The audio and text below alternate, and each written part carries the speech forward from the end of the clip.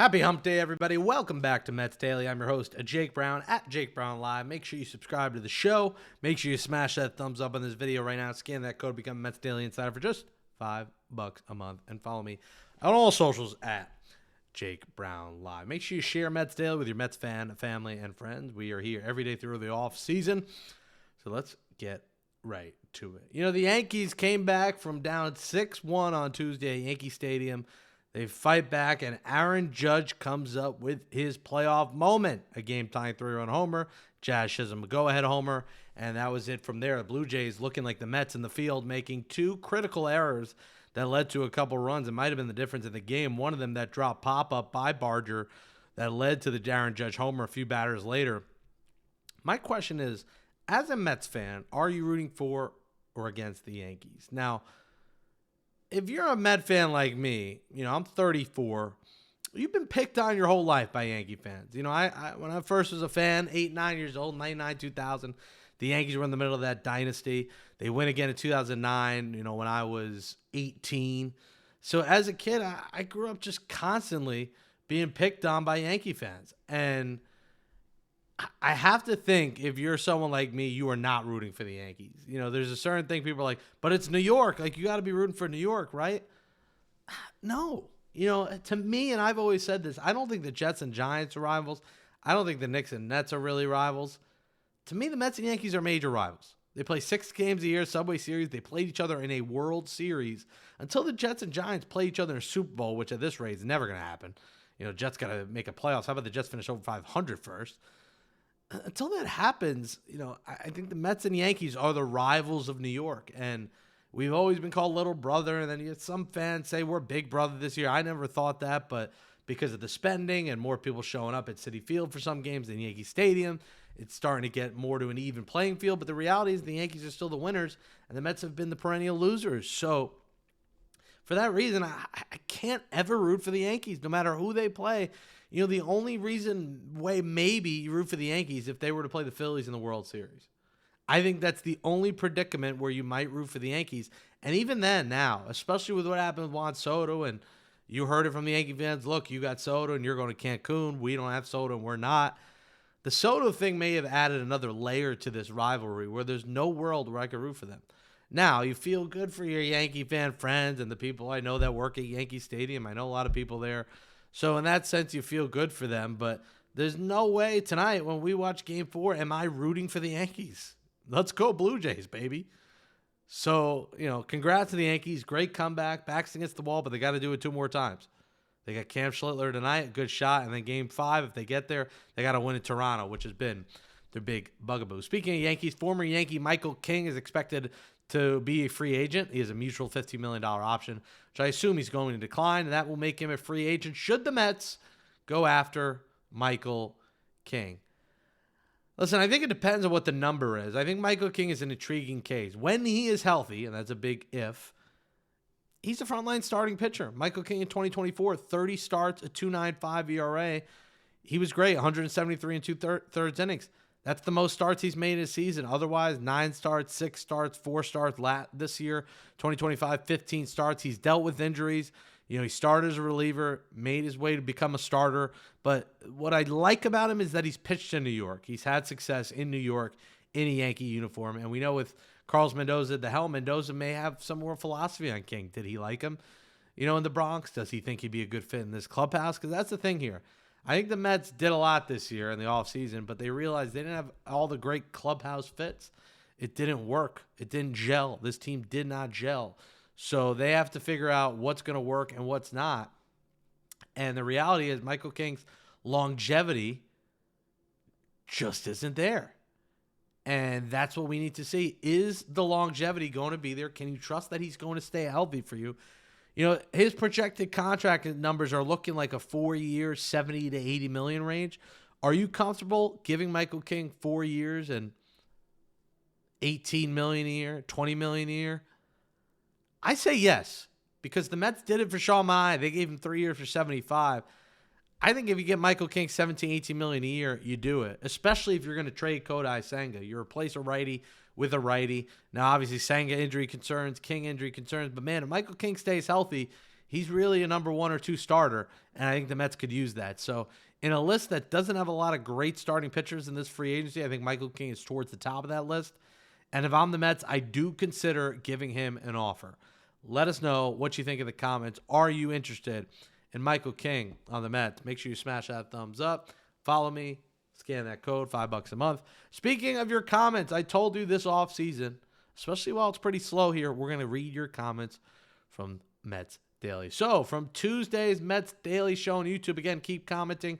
We'll read your comments. We got a bunch of comments from Tuesday's show to get to, so we appreciate your support, everybody. Keep on commenting, keep on subscribing, keep on sharing, keep on hitting that thumbs up. From our guy Shakamoto, best format, short and sweet. Thank you, Shakamoto. Listen, I like what we do here because it is short and sweet. You know, I know I'm a professional yapper. I could talk for hours, but keeping me to 10 minutes is better for me. It's better for you. It's a better experience. So we keep it 10 to 13 minutes. Obviously, when we have guests, we go longer, but especially in the off season, you don't need a 30-minute, 20-minute show every day. 10 minutes is perfect, and then we'll see you tomorrow. From Roberto Sanchez, 1759. Don't forget that we also have Carson Benj coming. I haven't forgot, Roberto, but the reality is I'd be shocked if Carson Benj is the opening day center fielder. But I do think he's progressing quickly enough that Carson Benj is going to be on the 2026 Mets in some capacity. I just don't see it on opening day, but I have not forgot about Carson Benj. From Loso and Banks, 22. Murakami, Kyle Tucker, and Alonso, 2 out of 3 only position player free agents. I think Kyle Tucker has hurt his free agency with his second half of the season where he kind of fell off. You know, Kyle Tucker was looked at as like a 10-year 400, 10-year 300 guy. Kyle Tucker now is probably a 5 or 150 at the most. I think that might be generous, 150. I mean, Kyle Tucker might be a 5 for 125 guy. And you got to consider it, but I just don't know. I just don't know if the Mets, I don't see David Stearns having the most interest in Kyle Tucker. I do think he has interest in Murakami. From Jay Martinez, 9332. If the Mets loaded up with 2 really good hitting outfielders, then moving Nimmo to the permanent DH, I would still be okay with McNeil as a super sub or part-time second baseman. I do believe if we get Bregman for third base, I would want Beatty for second because I think his bat, it's for real. You have to remember Beatty reworked his swing, and I think the second half of the year became more second nature, and the numbers proved it. Changing your swing is a long process when you hit one way for many years. I believe in a full year he could do 30 homers, 90 ribbies, and outstanding defense at second and third. You know, we say McNeil has to go, guys, no matter what. His attitude, everything he brings to the table is not good for the future of the Mets, and I think they have to move on from him no matter what. I'd be fine with Beatty at second. Listen, I'd be fine if they signed Bregman at third. I think Bregman's a proven winner, a champion, success in the playoffs. He's exactly the kind of winning player the Mets need. I'm just confused as to why he would turn down $40 million next year with the Red Sox. That's what's confusing to me. From Frank Nadel, he said, stop it with the McNeil hate. He was solid this year. He filled in whenever he was needed. How is that not good for the clubhouse? He gave more value than Siri, Mullins, Acuna, and Vientos this year, and I wouldn't necessarily trade the last 2 either. Listen, look at his attitude, Frank. Look at the way he's constantly bickering and crying. Why people love Francisco Lindor is because his even keel nature, and he keeps a smile on, he keeps going, and he's there the next day. Jeff McNeil is Jekyll and Hyde. 1 week he's great, the next he's bad, the next he's great. He is not what he was, and his numbers have continued to regress year after year after year since that batting title year. He is not the batting title Jeff McNeil anymore.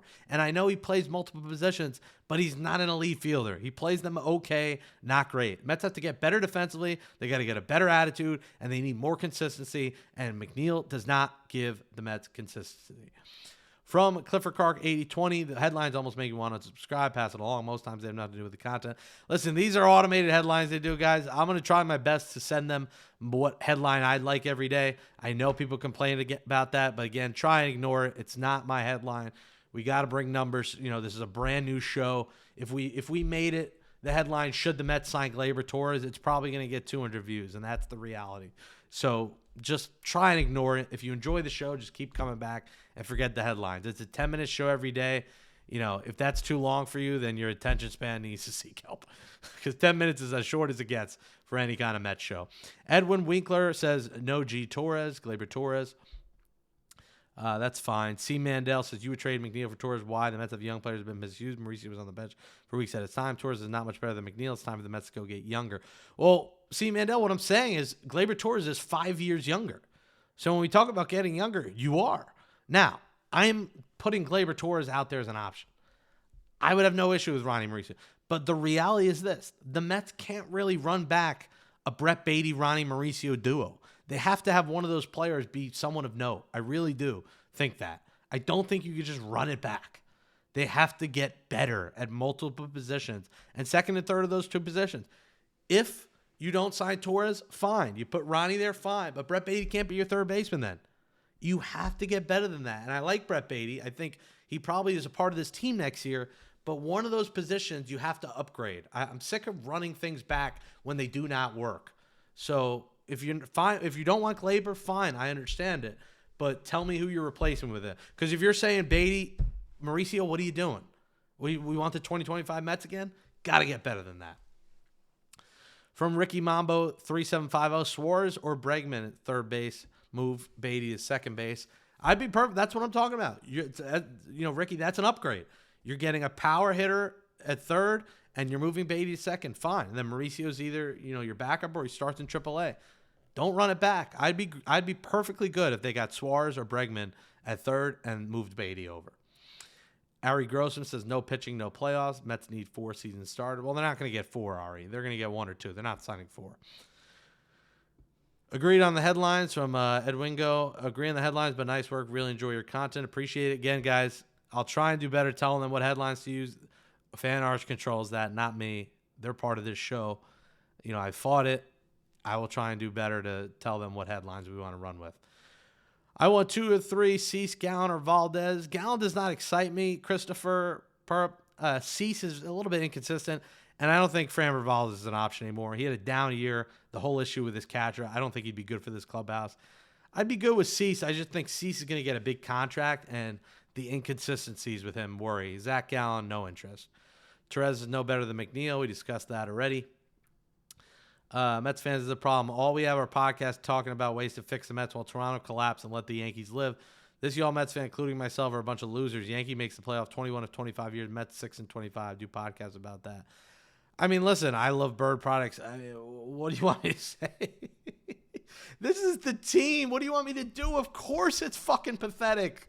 We know that. We know it's pathetic, obviously.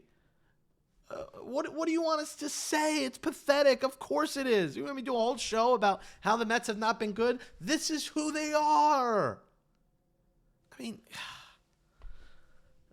whatever. Ricky Mambo says, Kyle Schwarber DH, Alonso first place.